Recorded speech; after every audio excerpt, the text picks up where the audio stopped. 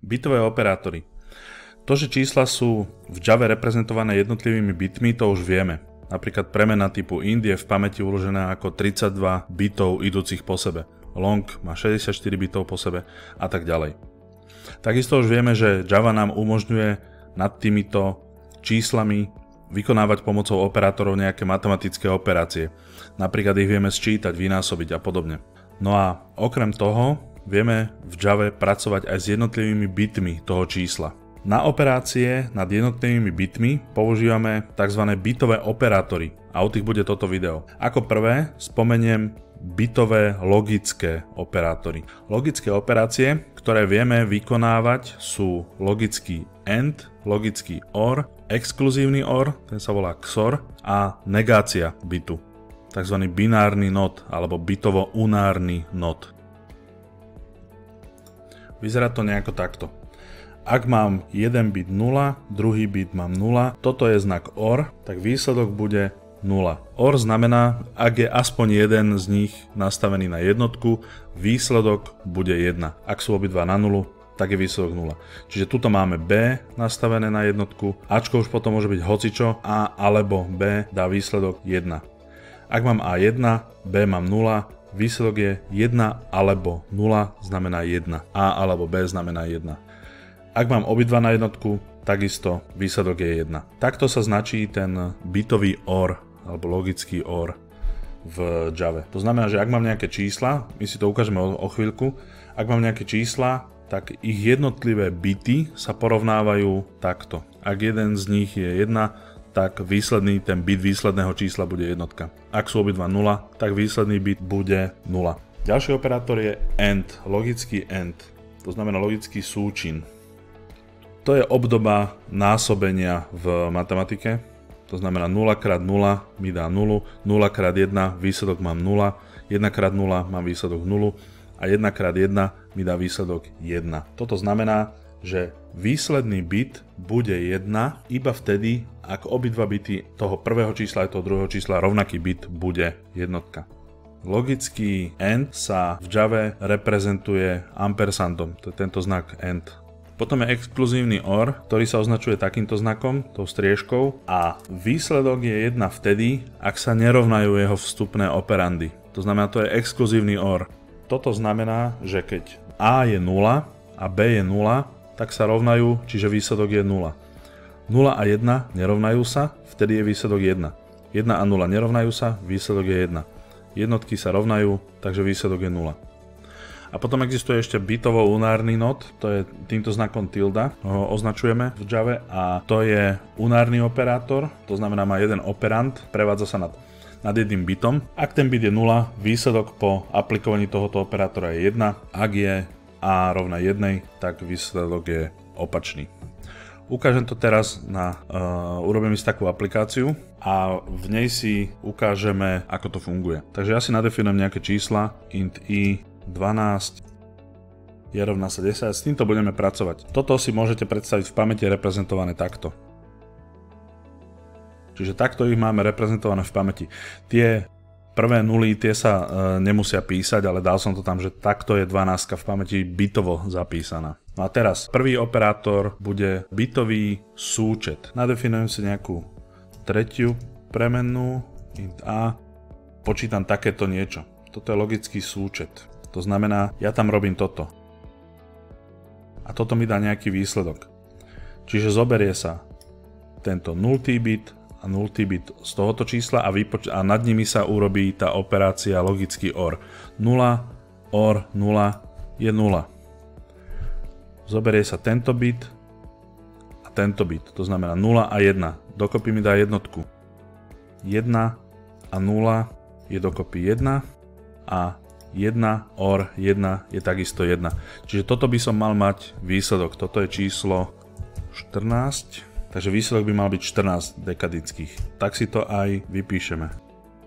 Čiže počítam 12 OR 10 bitovo. Výsledok je A. A môžeme sa teraz pozrieť, či nám vyšlo 14. Podľa všetkého by malo, uvidíme.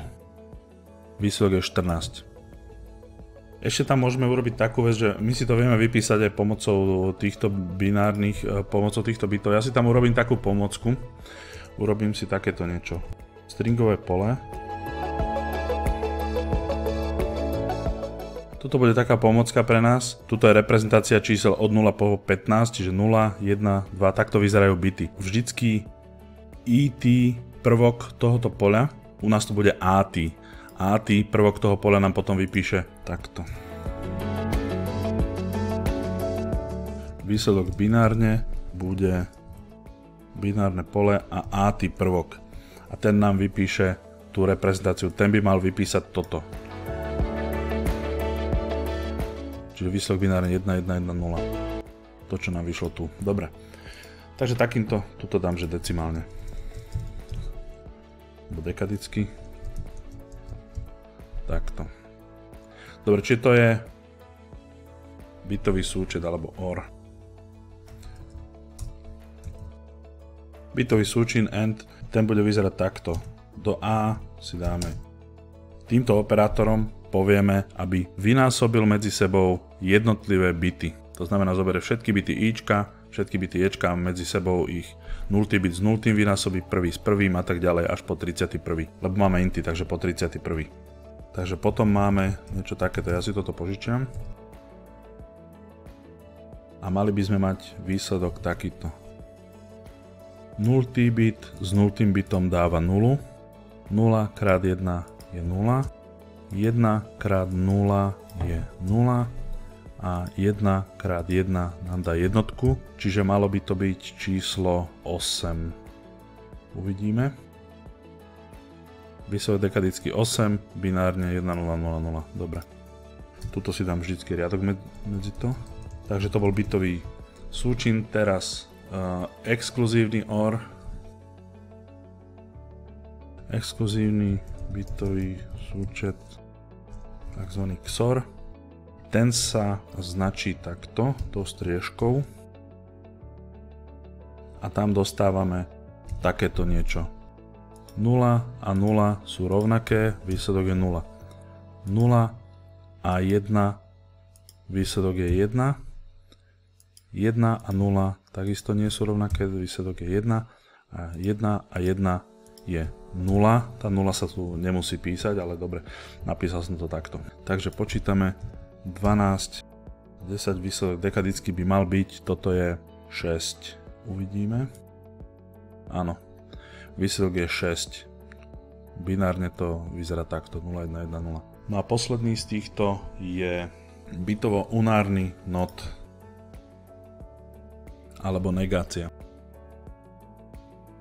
Tam nám stačí jeden z nich, stačí nám to Ičko. Len tuto bude taká zaujímavá vec, že on zneguje, on v pamäti má to takto. To znamená, on tam má tie nuly predtým a on keď to zneguje, tak mi to premení na takéto číslo a toto my už vieme, my sme mali video o dvojkovom doplnku, takže toto bude niečo záporného. Keďže tu je 12, to bude záporných minus 13. Tak vyskúšam. Aha, a index nemôžem, pretože mám out of bounds. To znamená, on vyťahoval z toho poľa minus 13 prvok, čiže toto tu nesmiem mať. Takto ešte raz.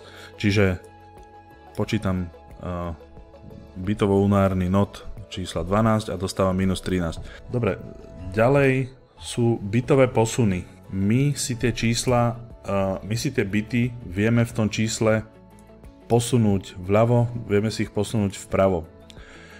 Ak si to predstavíte pri dekadických, tak v podstate ide o to, ako keby sme násobili, pri desiatkovej sústave je to ako násobenie desiatimi a delenie desiatimi. V dvojkovej sústave ten bitový posun, takto mám napríklad nejaké číslo 2500. Keby som toto posunul smerom doprava, tak v podstate posúvam desatinu čiarku o jedno miesto nižšie. To znamená, že delím desiatimi. Takto by som to mohol urobiť dvakrát. Pri treťom už by som dostal len dvojku. V binárnej sústave, keď mám niečo takéto a teraz ho posuniem o jeden bit doprava, tak dostávam takéto niečo. a v podstate tým delím 2. Tuto sme delili 10 a tuto delíme 2. Keby som ho posúval doprava, to číslo, napríklad tuto mám 25 a posuniem ho doľava, tak v podstate násobím 10. 2500, 25 000 a tak ďalej. V dvojkovej sústave, keby som mal 0110 a posuniem ho doľava, tak dostávam takéto niečo. Toto je číslo 6 a toto je číslo 12. 0110 je 6 a teraz keď dám 1100, keď dám v dekadickej, tak dostanem číslo 12.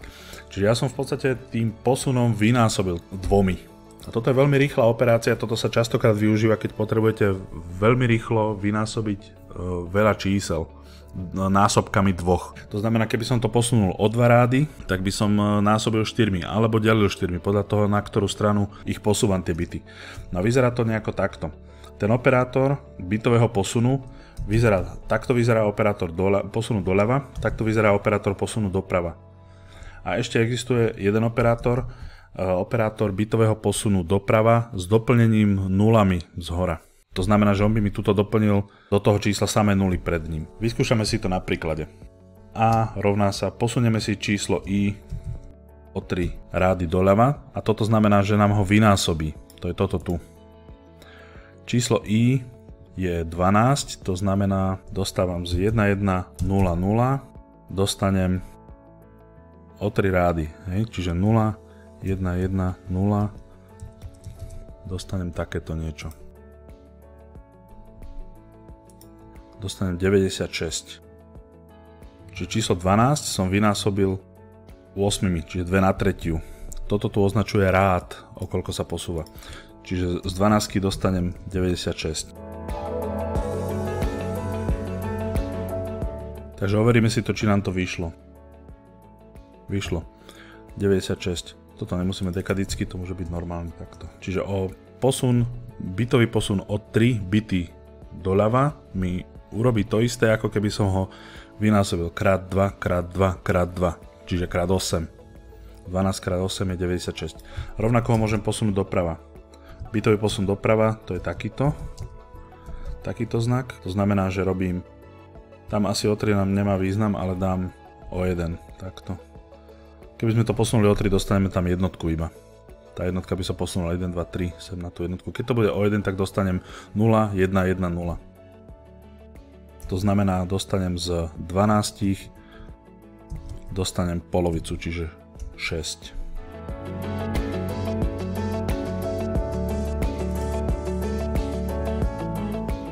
Dobre, toto je v podstate, čo sa týka tohoto všetko. Ešte môžem ukázať ten trojitý.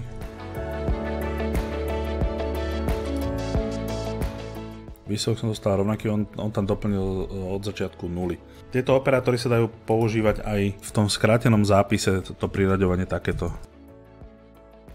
Čiže tento posledný zápis môžem napísať takto, to je to isté. Aby to bolo zaujímavejšie, tu si spravím tú trojku, takto.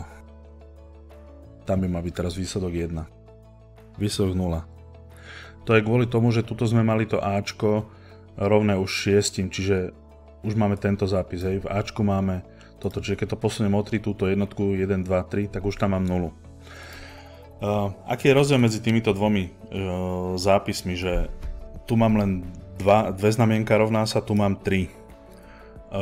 V prípade tohto operátora, ak mám záporné číslo, tak mi doplňa ten najvýznamnejší bit, to znamená ten najvyšší bit toho čísla mi doplňa takou hodnotou, aká tam bola predtým.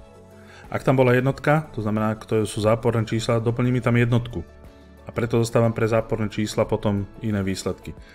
Ak použijem tento operátor, tak toto znamená, že to je bitový posun doprava, ale s tým, že mi doplňa nuly. A toto znamená, že dostanem vždy kladné číslo potom. Dobre, toto bolo k operátorom v podstate všetko. Rád by som sa už venoval ďalším veciam. Ešte nás čakajú relačné operátory, logické, ternárny operátor a potom už sa pustíme konečne do toho, čo robí Javou a to sú triedy. Takže ja sa na teraz lúčim, no a uvidíme sa na budúce. Ahojte.